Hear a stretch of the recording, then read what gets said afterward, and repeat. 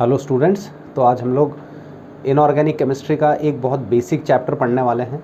And ये basic chapter जो दिख रहा है ये है आपका chemical bonding and molecular structure.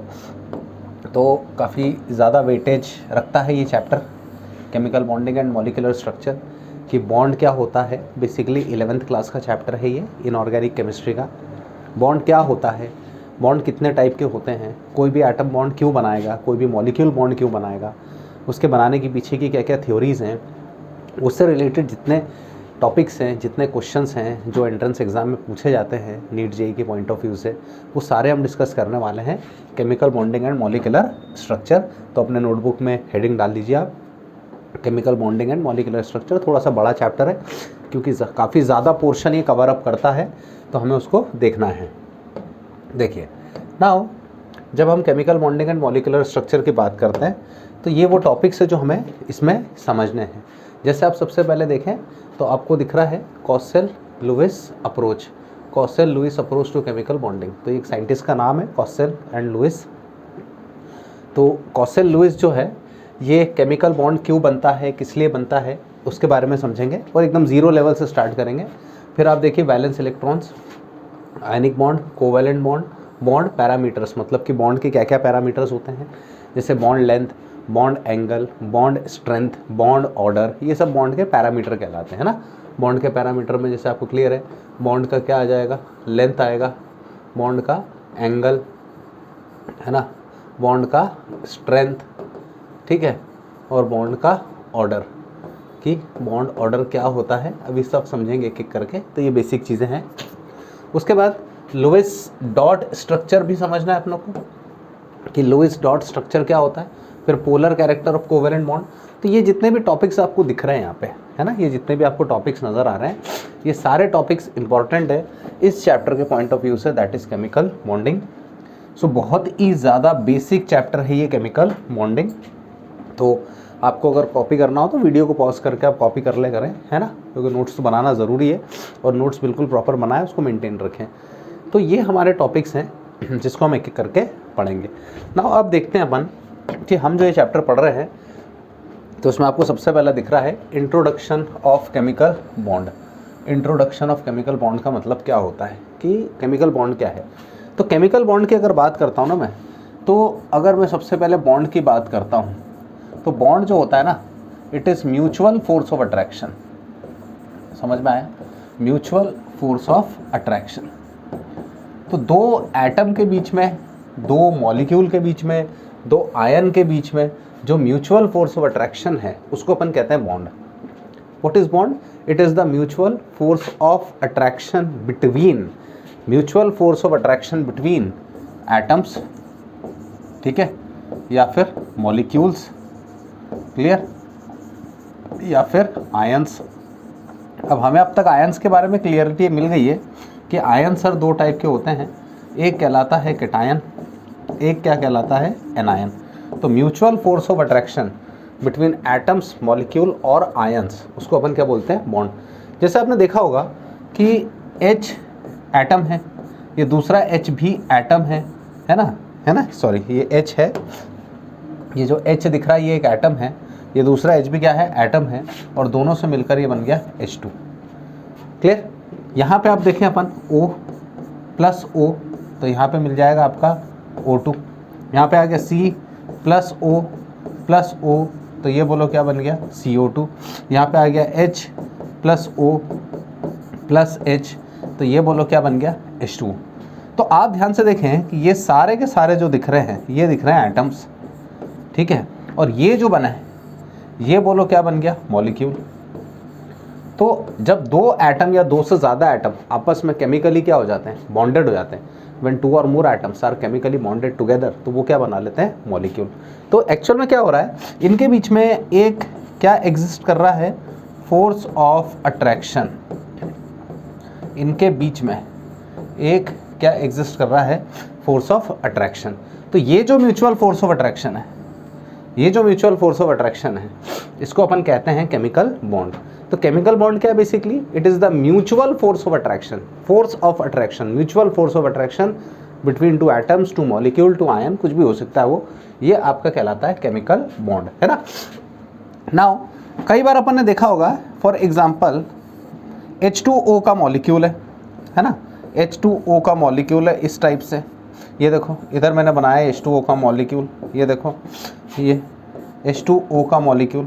अब ये जो H2O का मॉलिक्यूल दिख रहा है, इसमें क्या होगा कि ये वाला हाइड्रोजन जो है इस ऑक्सीजन को अपनी ओर अट्रैक्ट करेगा, ये हाइड्रोजन इधर अपनी ओर अट्रैक्ट करेगा, आ रहा समझ में, ये कहीं और अट्रैक्टेड होगा और ये देखो ये कहीं और अट्रैक्टेड होगा, इतना समझ में आ रहा है। तो ये भी एक टाइप का बॉन्ड है, मतलब दो एटम के बीच में भी बॉन्ड बन सकता है, दो मॉलिक्यूल के बीच में भी बॉन्ड बन सकता है। एंड से एक एग्जांपल और ले लेते हैं कि फॉर एग्जांपल ये मेरे पास दिया Na+ और ये मेरे पास एग्जांपल दिया Cl-, तो दोनों से मिलकर क्या बन सकता है, NaCl, तो ये भी देखो बॉन्ड है। तो डिफरेंट टाइप के बॉन्ड्स बनते हैं, है ना। तो बॉन्ड क्या है, mutual force of attraction between two atoms, two molecule, two ion, या इस टाइप का कुछ भी। ठीक, आगे बढ़ते हैं अब अपन। नाउ जब इंट्रोडक्शन की बात करते हैं अपन, है ना, तो इंट्रोडक्शन की जब अपन बात करते हैं तो बहुत सिंपल सा कॉन्सेप्ट है कि reason for bond formation, reason for क्या दिख रहा है, बॉन्ड फॉर्मेशन, कि बॉन्ड बन क्यों रहा है, मतलब कोई भी एटम जो दिख रहा है, कोई भी एटम जो दिख रहा है वो बॉन्ड क्यों बना रहा है, कारण कुछ तो होगा ना, है, ज़बरदस्ती तो कोई एटम मिलता नहीं आके फालतू में, आपस में कंबाइन नहीं हो जाएगा, कुछ तो रीज़न होगा जिसकी वजह से आपस में एटम्स क्या करते हैं, बॉन्ड बनाते हैं। तो सबसे पहला रीज़न है टू अक्वायर स्टेबिलिटी। अगर किसी एटम को स्टेबल होना है तो उसको बॉन्ड बना के क्या बनाना पड़ता है, मॉलिक्यूल। बिकॉज एक बात का ख्याल रखना, atoms do not have independent existence, atoms do not have independent existence, समझ में आया, atom do not have independent existence. जो भी एटम्स होते हैं उनका इंडिपेंडेंट एग्जिस्टेंस नहीं है एक्सेप्ट नोबल गैसेस। जो नोबल गैसेस है उनका एग्जिस्टेंस कैसा होता है, इंडिपेंडेंट होता है, अदरवाइज एटम का एग्जिस्टेंस कभी भी इंडिपेंडेंट नहीं होता। तो atoms do not have independent existence. तो जैसे कि फॉर एग्जांपल ये हाइड्रोजन का एटम है और ये हाइड्रोजन का एटम है, अभी इंडिपेंडेंटली अकेले एग्जिस्ट नहीं कर सकता, तो ये किसी ना किसी के साथ जुड़ने की कोशिश करेगा, या तो खुद से जुड़ेगा या किसी और से जुड़ेगा, पर जुड़ेगा ज़रूर। और जैसे ही कंबाइन होगा तो ये बन जाएगा H2 का मॉलिक्यूल। सिमिलरली ऑक्सीजन का एटम है, इधर भी ऑक्सीजन का एटम है, तो ये दोनों आपस में कंबाइन होकर बोलो क्या बनाएंगे, O2। ठीक, नाउ इधर देखो आप, यहाँ पे आ रहा है H, यहाँ पे आ रहा है O और यहाँ पर आ रहा है H, तो ये बोलो क्या बनेगा, H2O। क्योंकि एटम्स का इंडिपेंडेंट एग्जिस्टेंस नहीं होता है, एटम का क्या नहीं होता है, इंडिपेंडेंट एग्जिस्टेंस नहीं होता है। एटम का जो एग्जिस्टेंस है वो कंबाइंड फॉर्म में होता है। क्लियर। तो एटम्स का जो एग्जिस्टेंस है वो कैसा नहीं है, इंडिपेंडेंट नहीं है।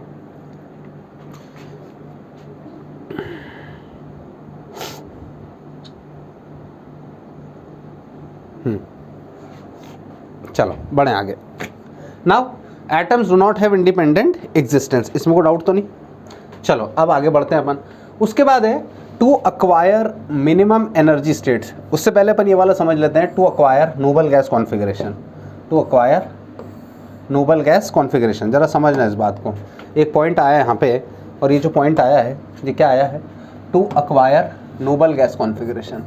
नाउ जब हम बात करते हैं to acquire noble gas configuration की, है ना, एटम कंबाइन क्यों हो रहा है, to acquire noble gas configuration. ठीक है, तो बहुत सिंपल सा कॉन्सेप्ट है। हम नोबल गैसेस की बात करते हैं तो हम बात करते हैं ग्रुप 18।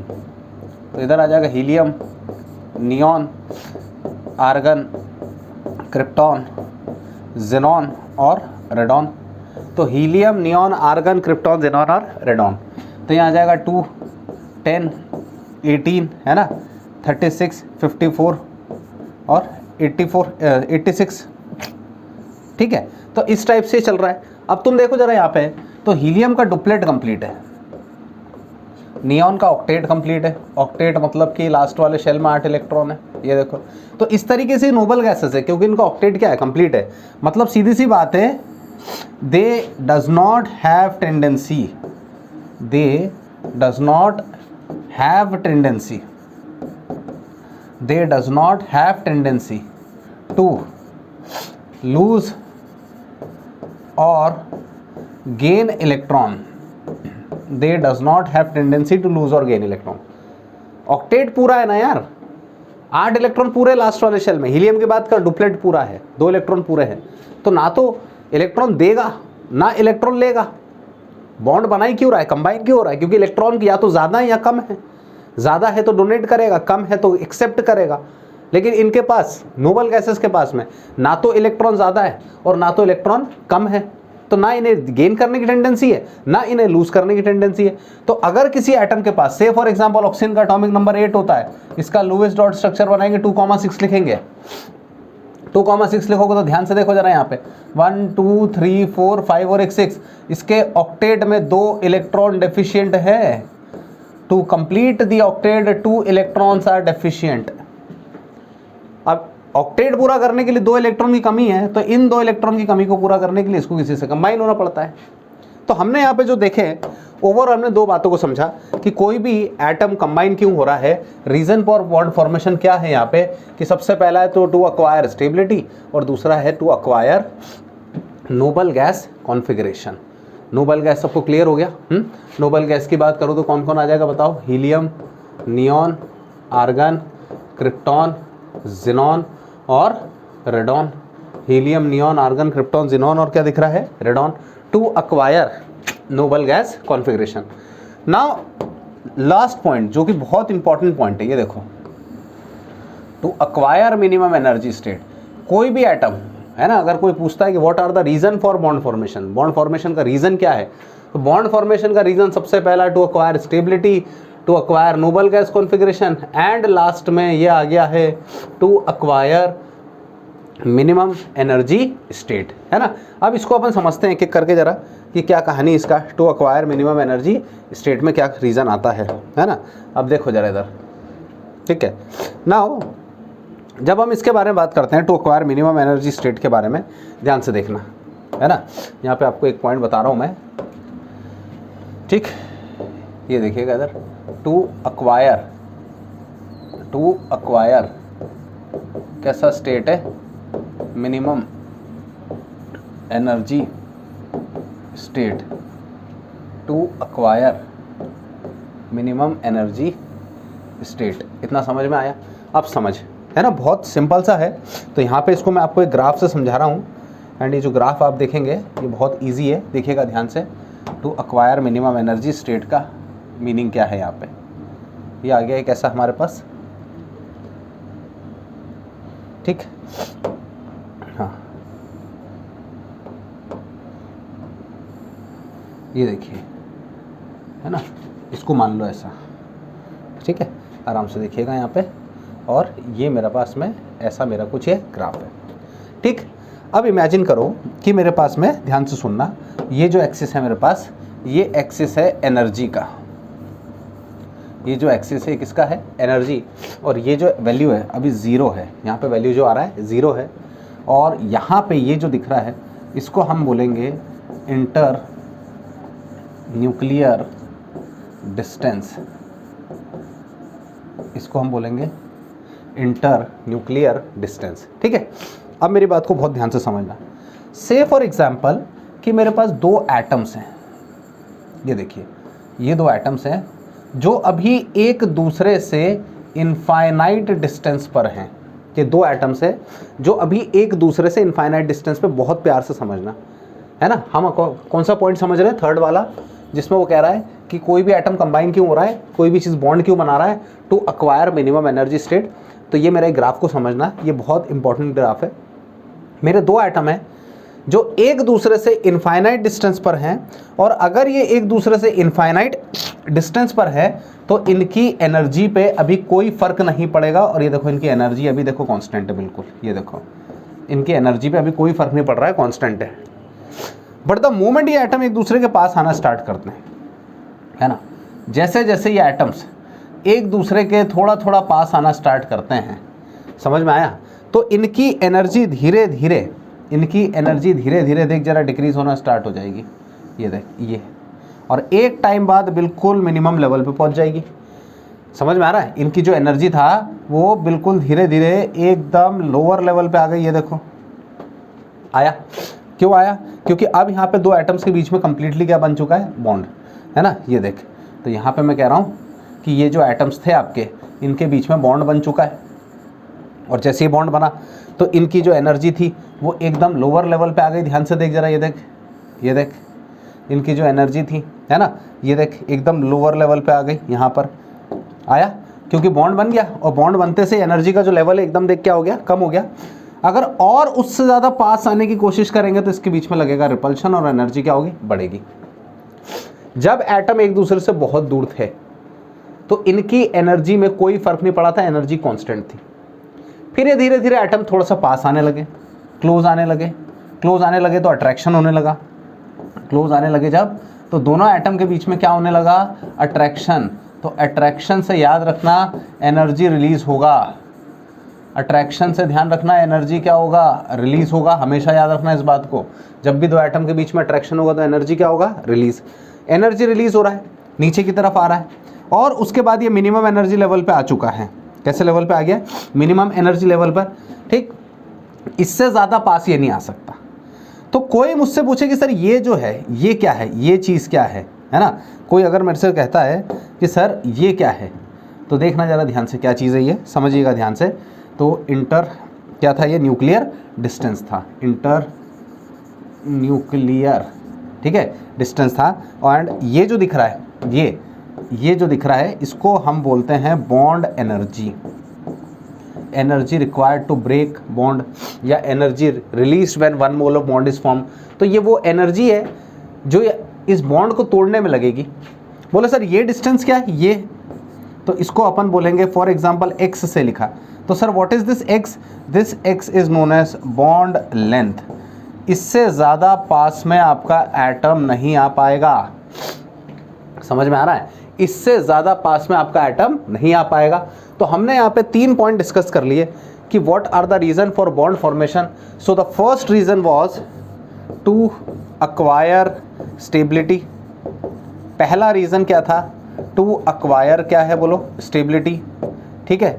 दूसरा रीज़न था to acquire noble gas configuration,